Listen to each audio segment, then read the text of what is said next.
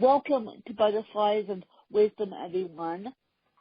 This morning, I have Michael with me. Michael is an intuitive healer, and so I'm going to let Michael explain more of what he does. Well, thanks so much. I help heal family, intergenerational, emotional, and spiritual wounds, thus transforming their pain and conflict into joy. And through our family healing ministry, the Family Center for the Sacred Heart, I do this through the intervention of the Holy Spirit through, number one, our Family Trailblazer program, a 3-month renewable phone coaching program which helps the client manage their number one family healing priority, such as relationships, tough times, addiction, troubled teens, grief, so on and so forth. I also have a spiritual growth series called Be the Holy Child of God That You Are. It's in a face-to-face class format. It's also in a self-study format. And what this series does is it helps people determine God's life purpose for themselves and provides them with the power to carry that out. I also have some my books and my family healing tapes available on my website at www.myfamilyhealer.com under products, and I would hope people would welcome the opportunity to check that out. So, okay. Well, of course, you don't know this, Michael, but my fan base does. I lost my biological mom when I was 23 years old. Of course, grief puts the body into shock. I was in shock for about good 2 years, and Sure. I wrote my first book, I Come a Win, in that state of shock, and of course I did it as grief therapy. So basically, how does your process help with families who are grieving, and then we'll get into the rest of the processes? Well, basically, it allows them, to honor the grief. Our culture isn't in a hurry up for people to get over grief. They feel that a person, if they're not over their grief in 2 or 3 weeks, then there's something wrong. Well, everyone grieves differently. It's all about dealing with loss. You go through some of the basic steps, the shock, the denial, pain, that kind of thing. So basically, I allow each of my clients to go through those various stages and allow them to have their own process, So we talk about it, we talk about steps about how to move into different stages, but basically it's allowing each client to have their own grieving process and their own way through their natural healing. So basically, it's healing the body naturally, and let's say teen is acting out and is dissipating their past. Do you help the teen themselves, or do you help the whole family? Well, I generally help the whole family. That's a good question. No, it really, a lot of the teens acting, it could be a mental health program. If I see that that's a problem with the mental health, I may refer them to a mental health specialist in that area. Okay, so what I have to determine is how the family perceives the problem, what they've done to date to try to solve the problem, and then depending upon the degree of the problem, basically understand all these issues, and then I would refer them to a specialist. Like if it was a drug or alcohol problem, I'd suggest maybe getting them into Narcotics Anonymous or AA, or refer them to some treatment center. A lot of teen acting out often can be a byproduct of drug and alcohol abuse, because the typical line between normal adolescent acting out and drug or alcohol addiction there's a very thin line there, and most people are not able to discern the difference We went through that with all three of our children, so that's how I got my knowledge. I was kind of the early warning system in the family. I was just going to say, what made you go into this? I'm sorry, what made me what? I was just going to say, what made you go into the work you're doing now? Oh, yeah. Well, it was because there are three core wounds in our culture. I call it SAM. It's like a SAM missile. It drops in the middle of the family and blows everything up. S stands for sexual abuse, A stands for addiction, and M stands for mental health issues. And our family has all three, so we hit the genetic jackpot.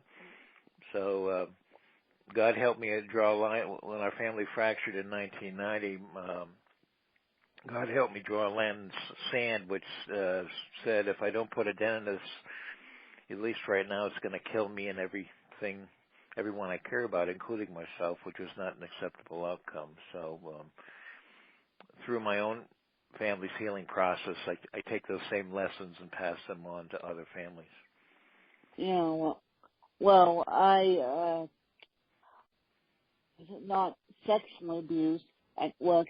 I was not sexually abused. I was emotionally abused at work, and my abuser is still around, and she won't admit to ever abusing me. She didn't. So, and now this is public knowledge. I wrote about my abuser in I Come a Win, my book, and my parents didn't even know that this woman was on antidepressants. Right. And the fact of the matter is,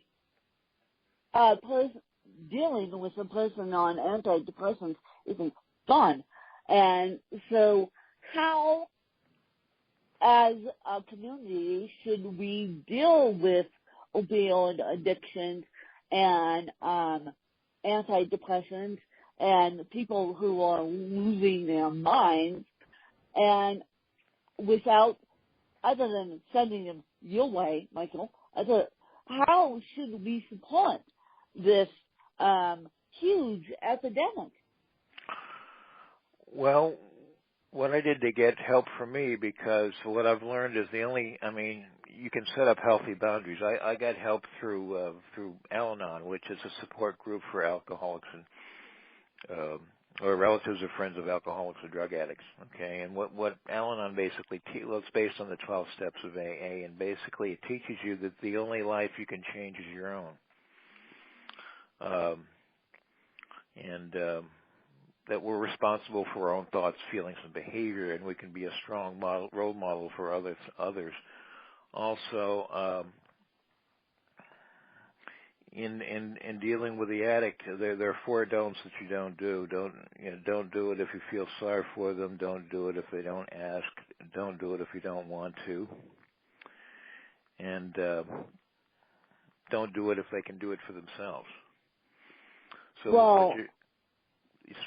so what you're trying to do is not enable them, okay? And with the mental health, it's kind of the same thing. And you also, if they're getting help from a doctor around that, you need to get some support from the doctor who is actually physically dealing with that with the medication. So, any support you can get in that area is helpful. But I think the main thing is to strengthen yourself and give whatever support to the loved one that you can, as long as you're not enabling their illness, which means taking away the negative consequences of their poor choices. Because when you do that, you're making your life miserable, and you're actually feeding the illness. Yeah. It's only the person's pain of what they're doing, either through their mental illness or addiction, their poor choices through that. It's when the pain of that is worse than their fear of getting help, that's when you can kind of turn the tide there. And also, a lot of it has to do with, as you well know, divine intervention. I like to say we do the loving and God does the healing. So. I love that term. and I know my abuser was, I actually was emotionally abused by two people, and one was a priest who emotionally abused several women, including myself, and one was my boss at the time, not my boss anymore, thank God. And these two people didn't want help. I think I know that the priest was so sick with a brain aneurysm that brain cancer or brain aneurysm, I can't remember, that the stuff that was coming out of his mouth was unbelievable, and the Catholic Church turned on me, basically. The Catholic, when I needed them, they turned on me. Yeah, they abandoned you, like, so that was another form of abuse. Then. Yeah, they abandoned me, basically. So I have never been abused inside the home. It's been always outside the home, and it's always been emotionally abused. And it's always been emotionally abused. One of my abusers has now passed away, and the other one still looks around in my life, and everyone that knows me and knows her runs the other direction, because during that time she was emotionally abusing me. Her daughter was actually sleeping under the bridge with a homeless man, and my boss let that one slide, believe it or not. And I said to her one day, I said, do you really want to go find your daughter? And she goes, no, I don't care. And I'm like, really? That's when I knew that she had lost her mind. So when we support these people, Michael, who lose their minds or about to lose their minds, can we, I guess we can't force them into help. No, you often can't unless they have a criminal, unless they're developing a criminal record, okay? And then sometimes you can use that as a way of them getting help. You have a choice. You can either go to jail or you can get into treatment. And often people, a number of my friends have found recovery in jail. You know, so jail is not a dead end. You know, sometimes you have to. People often have to get sick and tired of being sick and tired of their current life situation in order to begin the change. You know. No, again, exactly. As you said, you can't force other people to change, and a lot of them don't know that they need help. You know, just because of denial. You know.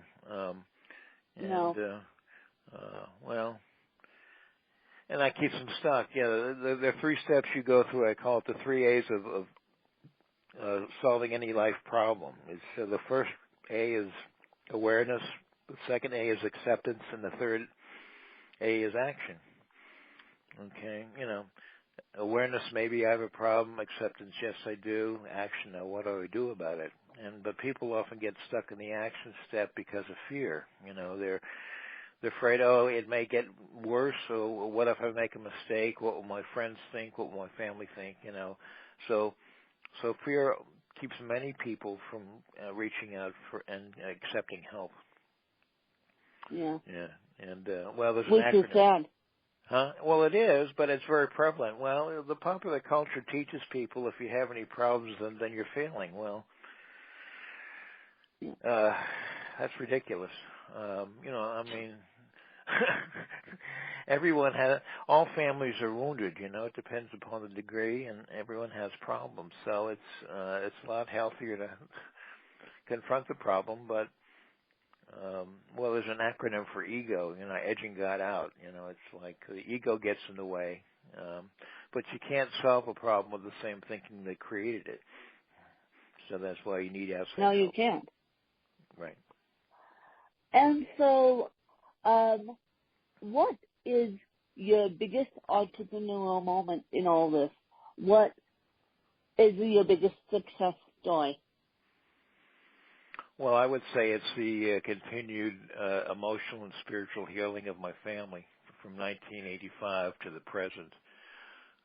There was a time I didn't think any of us would survive our crises through the years, but thanks to God's ever-present grace and unconditional love, God's best days are ahead of us, and I can make that same healing promise to my clients or anyone interested in getting support from me, as long as I dutifully do God's daily healing footwork. Family healing is a lifelong process, not a one-time event. No, family healing and higher powers are not a one-time event. I can attest to that. No, it's an everyday event, right? It's a every single day event. No, for those of you that don't know, I have on top of losing my mom and being emotionally abused by my boss and by a priest, I have a physical disability. So basically, I have been on death's door over 100 times, believe it or not. And the last time I was seriously on death's door was in 2006, and I lost my capability to walk. They let my spine go in and all that lovely stuff. So without higher powers intervention and without God's divine healing, I would be a mess. I would literally be a mess. Oh, yes. No, I had a near-death experience in 2006 myself, so. Yep, so well, having that near-death experience changes you forever. Yes. Well, I know how precious life is and how fragile it is. Yeah. So if you had to be educated by anyone inside or outside your field, who would it be and why? Oh, it would be Jesus and Abraham Lincoln. Jesus because I'm a Christian. I think he would have a lot to teach me in terms of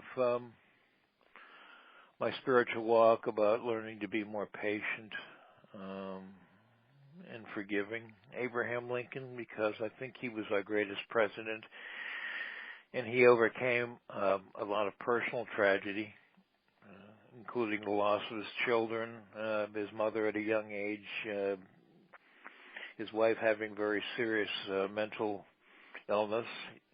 In spite of all that, he was able to save the nation.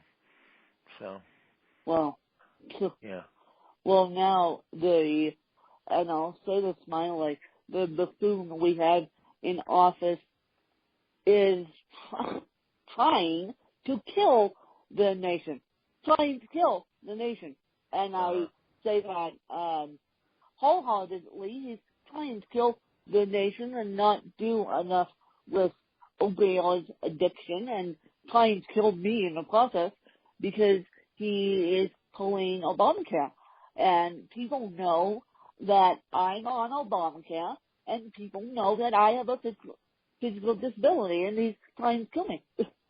And so the fact that you said Abraham Lincoln, I find that fascinating. Well, I just have a lot of respect for the man, and I think he was, again, as I said, he overcame a lot of obstacles. I mean, there was a time during the Civil War things looked very dark, and and he had a lot of enemies, okay, who made a lot of personal attacks on him, and he said, I think he had a philosophy that about turning enemies into friends, Well, and I think one of his greatest enemies, I forget his position in the cabinet, but he said at Lincoln's deathbed something along the lines of, and he's not what he ages, you know. So he went from being a very bitter foe to, you know, someone who greatly admired him. So. Well, that's great to greatly admire him from being one of your enemies. And before I let you go, Michael, I want you to ask me a couple questions about anything that you might be curious about me. Well, could you tell me a little bit about your work, particularly with the disabled? Oh, okay. My work with disabled. Well, my work with the disabled because I am disabled, so it's a very fine line, even though I have a brain that actually functions normally, even though it has cerebral palsy too. It's been rewired over the years, and I got interventions day one of my diagnosis back in June 23rd, 87, or maybe later in the afternoon on June 22nd. I got major interventions starting on June 23rd or June 22nd. They can't tell me that. But my work with the disabled is simple. I try to teach the disabled to the best of my abilities to quit being lazy and to quit thinking they're dumb and to quit having the called pitiful me parties. Woe is me, I have a disability, I can't do anything. Right. Yeah. Yeah. So that's it's getting out of the pity party. Yeah. That's my work with the disabled. Teaching them how to get out of the pity parties, and it's a slow and a long process, Michael. Oh, it's sure it is. a slow and a long process. I didn't think I was going to be in this. I didn't think I was going to be in this journalism field / disabled advocacy field. I didn't know. I didn't think I was living my life up until 23 years old, fast and furious win, and not even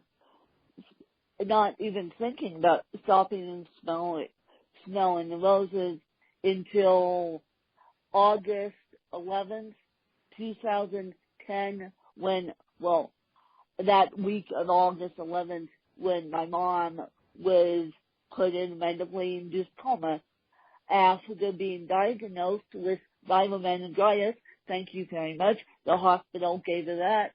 And it was one of those moments that God said to me, you need to write a book and you need to do this, otherwise you're going to basically drown in your own grief, or something dramatic is going to happen. And that's when I decided to ask my mom in the medically induced coma if I could write I Come a Winner. And of course she said yes, and she also said don't spill too many family secrets. I do it gracefully, so that's what I did. Of course you did. That's what I did. My work now is a little bit more provocative, but I try to write my books from the disabled point of view. And so where can everyone find your books and find you, Michael? And if they want to get a private coaching session with you, where can everyone find you? And I know you do in-person sessions, but do you also do it via Skype, or how does that work? Yes, I have that 3-month family healing coaching program, the Family Trailblazer program. I also have that Be the Holy Child of God self-study program, or you can Well, the three ways you can contact me, either through my website at www.myfamilyhealer.com, and you can look for my products, my books, and telesummit tapes there. Or also you can look for my classes just to get an idea of them under services and classes. Or you can email me at Patriarch, that's PATRIARCH, at WOH.OR.com. And my phone number is 937-435-8468. So, to request any and all services, you can also, email me or call me, and I'll be happy to support you in that. I know you will. And we'll have Michael's information in the show notes, you guys. And please, please, please, if you're in a state of addiction, please accept the fact and then get help, because I don't want you guys to be listening to this podcast and say, I'm in that state, I don't know, I'm going to help, I'm fine. Trust me, I did that for 2 years, dealing with my own grief, and that's a whole nother podcast in itself, and it's like, you're not fine. How are you going to get over the grief? How are you going to get over the addiction if you don't accept help? And that's my PSA for today, and I'm sure Michael would back me up on that PSA, but at the same time, Michael and I can't convince you guys to get help. None of your family members could convince you to get help either, so it's a fine line. But if you want to do it secretly, let me know. I'm here to support you. Michael's here to support you. We're all here to support you within the Butterflies of Wisdom community. And just reach out and say, Anonymous, I am dealing with this. Can you help me? And I will try to the best of my abilities to tap my network and see what I can do to help you, or give you the steps to write a book, or give you the steps to start a journal, because that always helps. And just accept the fact that you have a problem.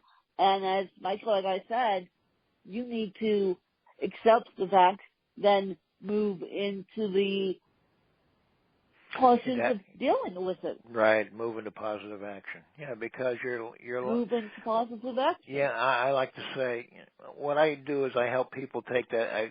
I kind of reach across the river and take their hand and say, let me help you take the first step onto God's healing path. Okay, because the first, as you well know, when the first step is always the most difficult, because that's where the fear is the greatest. Yeah. And courage is not the absence of fear. Courage is fear that said its prayers. It's feeling the fear and taking that first courageous step anyway. And both Wynn and I are here to help you do that. Yes, we are. And it's okay to ask for help. People ask me this all the time, Michael. They say, why are you so good at asking for help? Why are you so good at doing this podcast? Why are you so good at doing this? It's because I ask for help. And asking for help is not a sign of weakness. It's a sign that you're strong and you need help. We all need help, disabled or not. Mm-hmm. Yeah, we all. We're not a rock. We're not an island. We need each other to get through life. That's why. Yeah, exactly. And exactly, God, you guys. And God loves us just as we are. I like to say He loves me, the good, the bad, and the ugly. Yeah, basically, He loves me, the good, bad, and the ugly. So you guys, Michael and I are here to help. This podcast is here to help. So please, please, please, please, please reach out to either one of us if you need help, and we'll tap our networks to help you guys. And I appreciate Michael's time this morning. This podcast is sponsored by Grace by Grit. Grace by Grit is a clothing line out of San Diego, California, and they're giving you 20% off when you type in code Exo Butterflies at checkout. And more information can be found in the show notes. Also, you guys, I want you guys to start thinking about donating to the Bionics Foundation. You guys know I'm a big fan of this. I am a huge supporter of adaptive technology, including the EXO. And this is a self-funded program, and this would be great if you would donate and put the check in my name in honor of Win, W-I-N. So, and the Bridging Bionics Foundation likes checks more than PayPals because they get 100% of the donation. And you can always email Amanda at Amanda at the Bridging Bionics Foundation. And as you guys know, if you scroll to the bottom of my show notes, that information can be found in the show notes. I'll actually put that information in the top of the show notes so that we can start donating to these wonderful non-profits. And Michael, if people wanted to donate to you guys, how would they do that?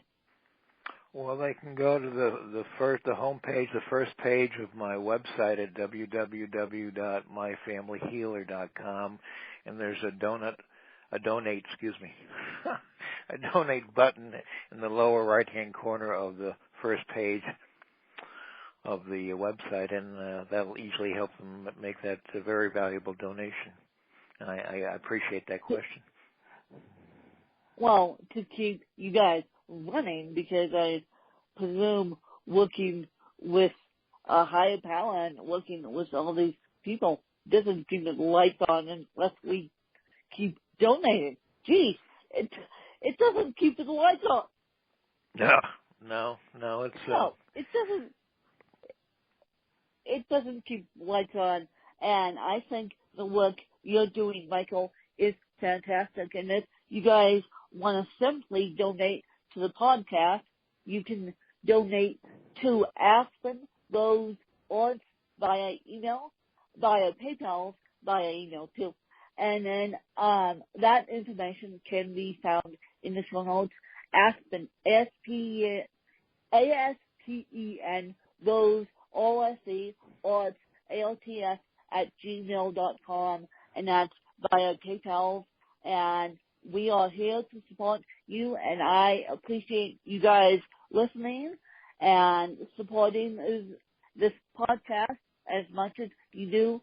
Please share this episode out with a friend, and let's make the Butterflies of Wisdom community begin. Strongest thanks to you guys. Bye.